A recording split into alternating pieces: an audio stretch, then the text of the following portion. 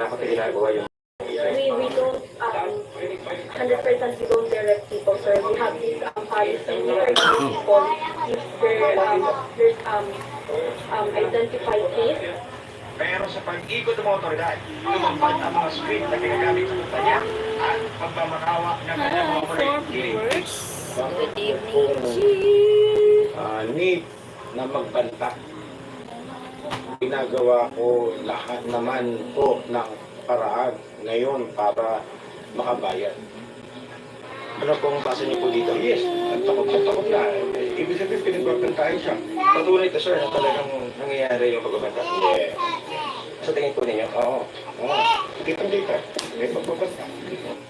Sumbo ng isang dating empleyado ng kumpanya, patong-patong na pang-abuso ang inaabot na mga umuutang sa kanilang online lending app. Kapag nangutang ng 1,000, makukuha lang nila 600. Ang 10 po, 1,000, makukuha nila 5,000. Ganun. Ganun ka-tindi. Hindi sinasabi lang, ganun pang terminology. Tama, walang, ibenta mo yung anak mo. Ganun, parang gamay ka sa utang mo. Kukumpiskahin ng NBI at PAO ang lahat ng equipment sa Hello, lugar, five tulad ng computers, viewers. routers, cellphones at iba pa na alam sa reklamo paggawa sa Data Privacy Act, Cybercrime Prevention Act at Financial Products and Services Consumer Protection Act ang mga Pilipinong inaresto. Para sa GMA Integrated News, John Consulta, nakatutok 24 oras.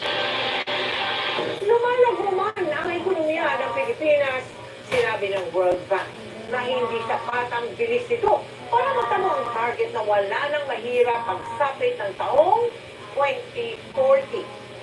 World Bank, kailangan pa ng mga reforma para tuluyang masugpo ang kahirapan at mas maramdaman ng marami.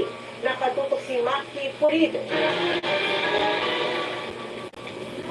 Noong 2020, nakipagsapalaran si Edward sa Manila para maghanap ng trabaho. Mula noon, pagko-construction na ang ikinabuhay niya. Sobrang hirap. Dugo pa ako yung puhunan, ma'am eh.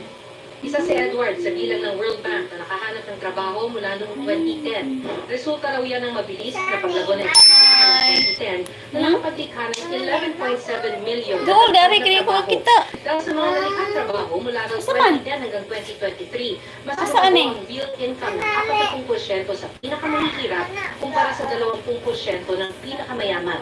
Susi raw dyan ang paglipat mula self-employment na Hi, Tubi. sektor ng agrikultura. So, Ay, di, sundog, di ko may kita. regular na sweldo tulad ng manufacturing at construction.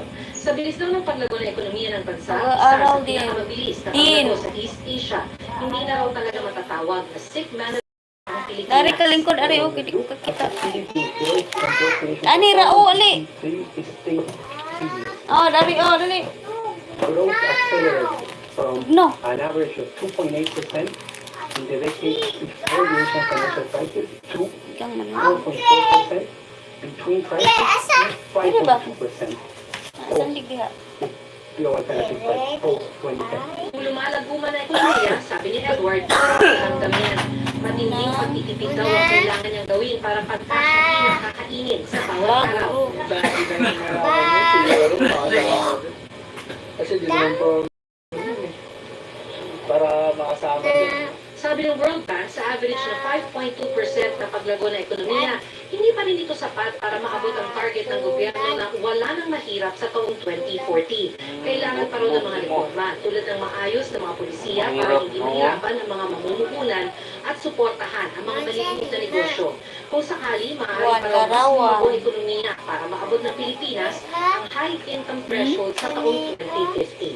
Hinihinga namin ang komento ang gobyerno kaugnay nito. Para sa GMA Integrated News, Maki Pulido ng nakatutok 24 oras.